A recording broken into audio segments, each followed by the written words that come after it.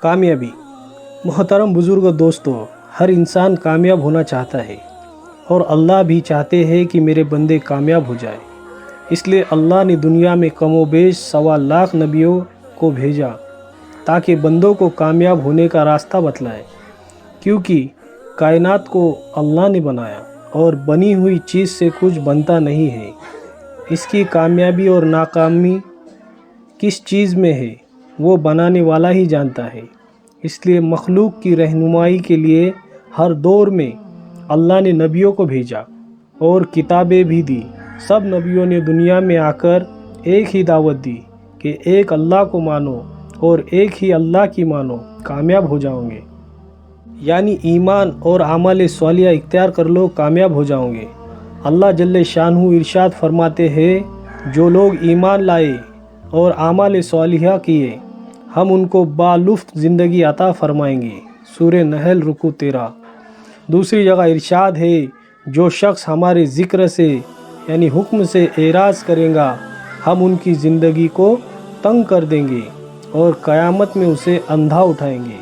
सूरह ताहा रुकू 7। इससे पता चलता है कि जिसकी ज़िंदगी में दीन होगा, चाहे असबाब हो या ना हो, अल्लाह उसे दुनिया में भी कामयाब करेंगे और आखिरत की लामहदूद ज़िंदगी में भी कामयाब करेंगे। जैसे सहाबा रज़ी अल्लाह अन्हु को कामयाब किया।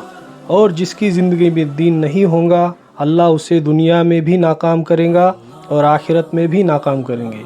जैसे अबू लहब, अबू जहल, कैसर और किसरा को नाकाम किया। दीन कहते हैं अल्लाह के हुक्मों को नबी सल्लल्लाहु अलैहि वसल्लम के तरीक़े के मुताबिक पूरा करना, सिर्फ़ अल्लाह की रज़ा के लिए। दीन की मिसाल पानी के साथ दी गई है कि हर एक को प्यास लगेगी और सबको पानी की ज़रूरत पड़ेगी।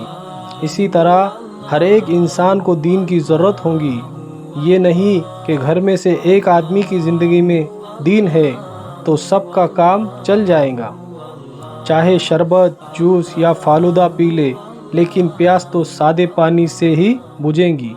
इसी तरह असबाब कुछ भी हो, लेकिन कामयाबी तो दीन ही से मिलेंगी। पानी जितना साफ़ और शफ़ाफ़ होगा, इसी तरह उसकी तंदुरुस्ती बनेगी। इसी तरह ज़िंदगी में दीन जितना ज़्यादा होगा, उतना ही उसका काम बनेगा। इसीलिए कहीं पर दीन की मिसाल चक्की के साथ दी गई है कि चक्की जिस तरह हर जगह और हर तरफ घूमती है, इसी तरह दीन भी ज़िंदगी के हर शोबे में होना ज़रूरी है। जिस तरह बेदीनी से इंसान नाकाम होगा, इसी तरह अधूरे दीन से भी नाकामी होंगी। इसलिए अकाईद, इबादत, अखलाक, मामलात और मुआशरत के तमाम शोबे का पूरा दीन हमारी ज़िंदगी में लाना ज़रूरी है।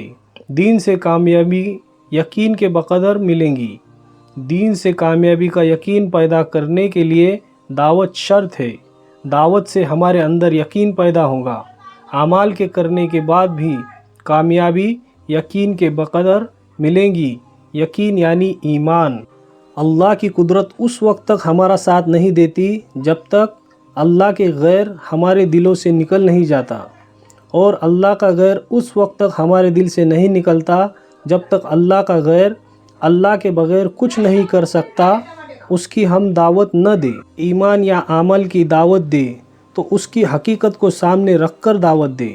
माहौल देखकर या हमारी सतह देखकर या सामने वाले की इस्तेदाद देखकर दावत न दे, और अपने यकीन की तब्दीली की नीयत से दावत दे।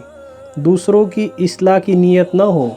इस तरह दावत देंगे तो दावत में वो तासीर पैदा होंगी जिससे अपना यकीन भी बनेगा और दूसरों को हिदायत भी मिलेंगी। इसी दावत की मुबारक मेहनत के बारे में अल्लाह रब्बुल इज़्ज़त ने फरमाया है, तुम मेरे रास्तों की जद्दोजहद करो, मैं तुम्हें ज़रूर हिदायत दूंगा। सूरह अनकबूत रुकू 3। अल्लाह के रास्ते की जद्दोजहद और दावत की मुबारक मेहनत को अल्लाह ने बेहतरीन तिजारत कहा है। ए ईमान वालों, क्या मैं तुम्हें ऐसी तिजारत बताऊं जो तुमको दर्दनाक अजाब से बचाए? वो तिजारत ये है, अल्लाह और उसके रसूल पर ईमान लाओ और निकलो अल्लाह के रास्ते में अपनी जान और अपना माल लेकर। ये तुम्हारे लिए बेहतर है अगर तुम समझ रखते हो। اس کے بدلے میں اللہ کیا دیں گا؟ تمہارے گناہ کو معاف کر دوں گا اور جنت میں داخل کروں گا۔ اللہ فرما رہے ہیں یہ بہت بڑی کامیابی ہے۔ سورہ صف رکوع 10۔ اس کامیابی کو حاصل کرنے کے لیے بار بار اپنا جان اور مال لے کر اللہ کے راستے میں نکلنا ہوگا، کیونکہ اللہ کے بندے ہونے کے ناطے اللہ کی بندگی ہم پر فرض ہے۔ لا الہ الا اللہ، حضرت محمد صلی اللہ علیہ وسلم اللہ کے رسول ہے، لہٰذا ان کی مانو، اپنی تمام خواہشات ان کے حکم کے تابع کرو، حلال کو حلال سمجھو چاہے جسم کے ٹکڑے ٹکڑے ہو جائے، اور حرام کو حرام جانو چاہے دال روٹی بھی نہ ملے، چاہے کنات پر گزارا کر لو۔ محمد رسول اللہ کا تقاضا ہے کہ زندگی رسول اللہ صلی اللہ علیہ وسلم کے طریقے میں ڈھل جائے، محمدی بن جائے، عقائد میں، عبادات میں، اخلاق میں، معاملات میں، لین دین میں، ان سب اعمال میں لوگوں کو ہمارا معاشرہ نظر آئے۔ ساری دنیا کی عزت بند ہے نبی کے طریقے میں، جو کچھ ملے گا اس زندگی سے ملے گا جو نبی صلی اللہ علیہ وسلم دے کر گئے ہیں، اور حضرت محمد صلی اللہ علیہ وسلم آخری رسول ہے۔ اس بنیاد پر نبوت والا کام ہمارے ذمے ہے۔ یہ دعوت کا کام ختم نبوت کی پہچان ہے۔ یہ امت اپنے نبی صلی اللہ علیہ وسلم کی وارث ہے۔ اگر دین کا کام کریں گے تو حضور صلی اللہ علیہ وسلم کی امتی ہونے کا حق ہم ادا کر سکیں گے۔ اپنے جان مال کو لے کر اللہ کے راستے میں نکلیں گے اور مسجد کے ماحول میں اور فرشتوں کی صحبت میں رہ کر اصول اور آداب کے ساتھ اس کام کو کرتے رہیں گے تو دین ہماری زندگی میں آتا چلا جائے گا، اور جب دین زندگی میں آئے گا تو زندگی میں چین اور سکون آئے گا، روزی میں خیر و برکت ہوں گی، دعاؤں سے کام بنیں گے، اللہ والوں کی دعاؤں میں حصہ لگیں گا، معاشرے میں امن و امان آئے گا، اور تمام مخلوق ہم سے محبت کرنے لگیں گی۔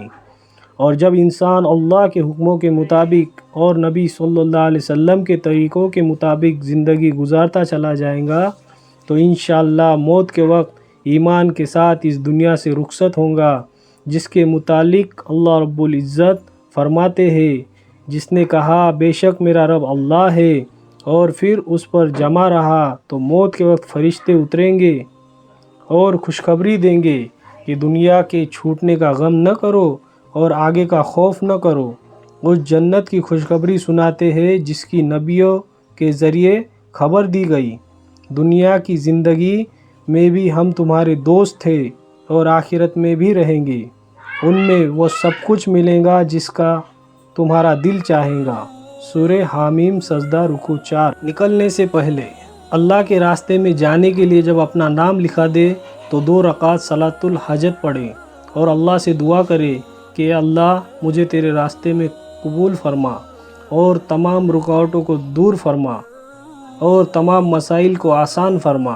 وقتاً فوقتاً اپنی حیثیت کے موافق 2-5 روپیہ صدقہ کرتا رہے، اور جب وصولی جمع کرنے کو کہا جائے تو وصولی جمع کرا دے۔ گھر میں اور دوستوں میں اللہ کے راستے میں جا رہا ہوں اس کی دعوت چلائے تاکہ ہمارا نکلنا آسان ہو جائے۔ اب گھر اور کاروبار کی ترتیب بنا کر اپنی جان اور اپنا مال لے کر اللہ کے راستے میں نکل جائے۔ گھر سے روانہ ہونے سے پہلے پاکی صفائی کے ساتھ غسل کرے، صاف کپڑے پہنے، خوشبو لگائے، 2 رکعت نماز پڑھ کر اپنی اور اپنے گھر والوں کی عافیت کی، سلامتی کی اور ہدایت کی دعا مانگے، اور یہ دعا پڑھے: اللہم بک اصولو و بک اہلو و بک عشیرو۔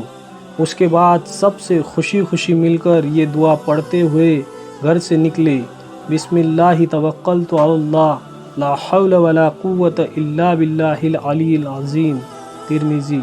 اور اپنی بستی کی مسجد میں جا کر بھی 2 رکعت نماز پڑھ کر دعا کرے، اور جہاں جڑنا طے ہوا ہو وہاں پہنچ کر سب کے ساتھ جڑ جائے۔